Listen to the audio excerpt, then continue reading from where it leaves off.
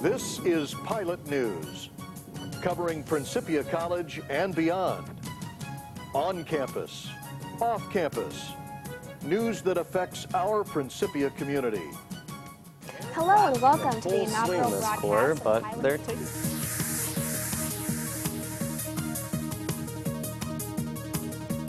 Campus news. Sports.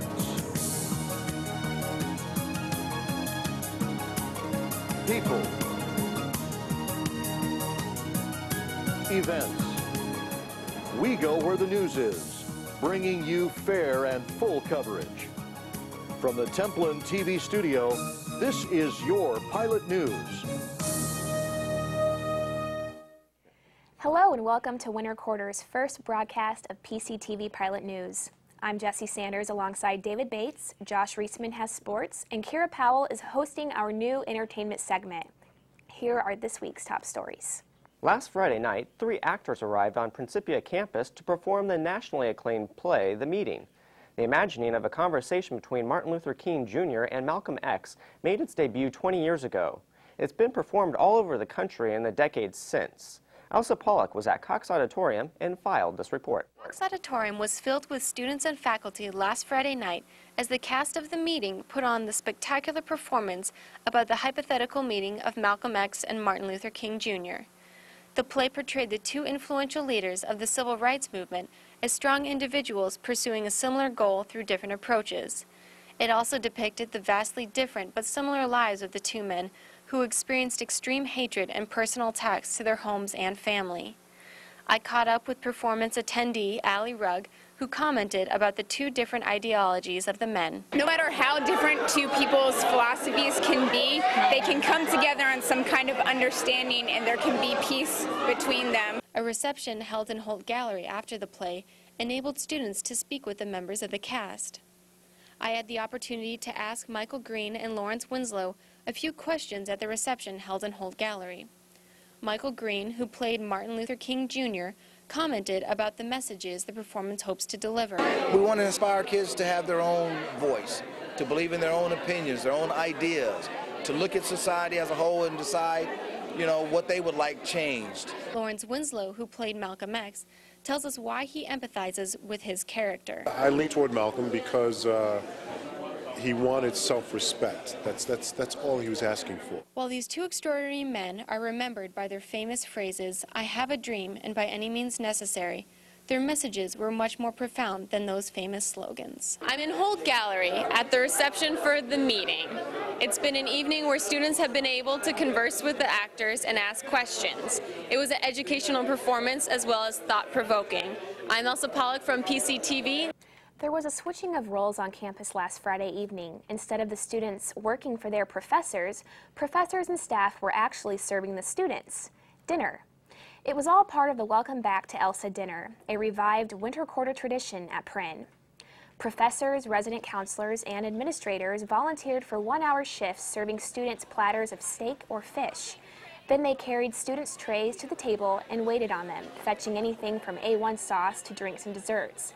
The night was topped off with music from the Flying Weasels, the campus's Dixieland and Swing Band, both Academic Dean Elaine Follis, who helped revive the tradition, and Student Body President James King, who enjoyed being waited on, see the importance of humbly gathering as a Prin family for dinner. I think it's a great idea to bring the community together for celebration. And I can't think of a better way than to enjoy music and good food and good fellowship on a Friday evening. It's a tradition, as you know, that we had some years ago when I first joined the faculty in the 1970s, and we resurrected the tradition, and I think it's been a lot of fun for everybody. As a student leader, I feel like I get a good amount of time with administrators and with faculty and staff.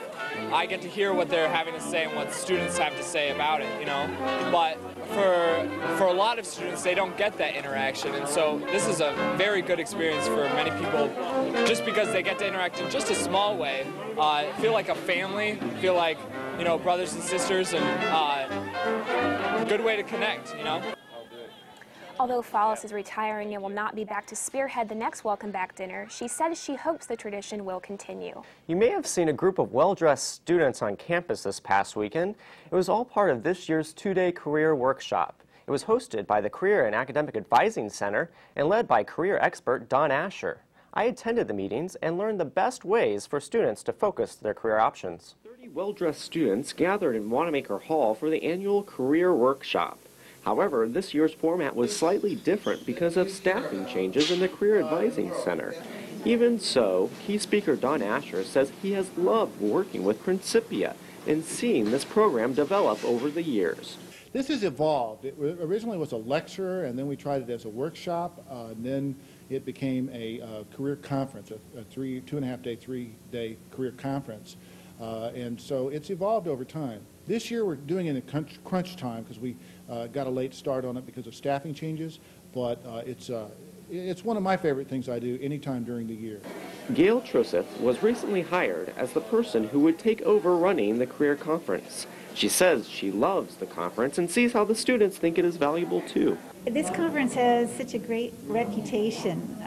In fact, we filled it completely. We couldn't have taken any more students, and I think it's because they realize it is important. Though the format was slightly different, students still learned about how to choose a career that would make them happy, how to act during the interview process, and even how to successfully negotiate your salary.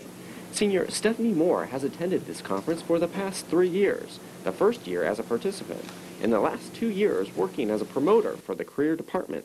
To keep reiterating how important it is to constantly be thinking about your future. But it is a hard thing sometimes to get a job, and people don't think people realize that until they graduate, and sometimes then it's too late. In particular, Asher loves coming back each year because he loves working with students from Principia. Principia students pay attention, they care, they're the opposite of cynical, they're motivated to do right, they're motivated to make the world a better place. They're just great students to work with, and they're responsive, and they're going to take the information that I provide and actually integrate it into their approach to their own careers. This year, the career conference took on a slightly different format since all this information was condensed down into 2 days, and it's taking place during winter quarter. However, Troseth says that for next year, it will return to its original format of 3.5 days and take place right at the beginning of winter break. This is David Bates for Pilot News. We have a new feature on Pilot News this quarter. An entertainment anchor will be part of each show and give you all the latest arts and entertainment news on campus. This week, Kira Powell will tell us about Starbrooks and introduce a new professor visiting us on campus. Kira? Thanks, Jessie. So where were you last Thursday night? If you weren't in the Brooks living room around 9 o'clock, you missed out. Students around campus demonstrated their musical talents at Starbrooks. The makeshift coffee house is always a fun break from the weekly grind. There were a number of talented musicians on hand. In all, 5 acts performed while listeners sat back and sipped on coffee or tea and nibbled on snacks. Freshman Mary Harding thought it was really nice to watch live music by her fellow students, and she enjoyed supporting what they're doing. Brothers Nash and Drew Whitney brought the show to a close after an amazing display of James Taylor's Fire and Rain. Starbrooks occurs twice a quarter, so be sure not to miss the next one. This winter quarter brings more than just academics and sports. Students are busy gliding across the dance floor in Maury.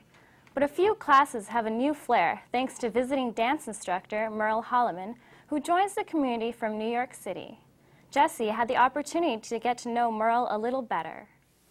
Bringing with her a professional dance background and a love and commitment for all types of dance, Merle is excited to be at Principia this quarter. It's just so refreshing to have that uplifting feeling and everyone expecting good rather than, you know, oh God, I've got to do this, I've got to do that, I've got to. Having been a dancer since before she could speak, Merle says she can't imagine doing anything but dance because it's a part of her. Not only does she love being a dancer, she enjoys the teaching aspects as well because it allows for her to share her joy and enthusiasm that she gets from being a dancer. I just love it when somebody finally gets something, you know, like there's this inside and you just see it. She says that dancing is a special art that everyone should find within themselves because the ability to incorporate more movement in our daily lives is important. it broadens you as a human being as well. It's really a broadening experience, and the discipline and the things that you learn, that you have to learn in dance, are things that will serve you throughout the rest of your life. At Principia, Merle is busy teaching the Modern 1 and 2 dance classes to students. Exotic drums played by Prin musicians accompany she and the dancers, which makes for a more exciting class and atmosphere. This is Jesse Sanders reporting for Pilot News. Josh Reisman is here with the sports report. He's going to tell us about women's basketball and give us an update on the new exercise facility. Josh? Thanks, Jesse. The women's basketball team came up with a huge 76-71 victory over Stevens College on Monday night. The win preserves their goal for the season, making it to the SLIAC postseason tournament. Captain Leslie Nichols says the team is a fun group of girls who love to be with each other.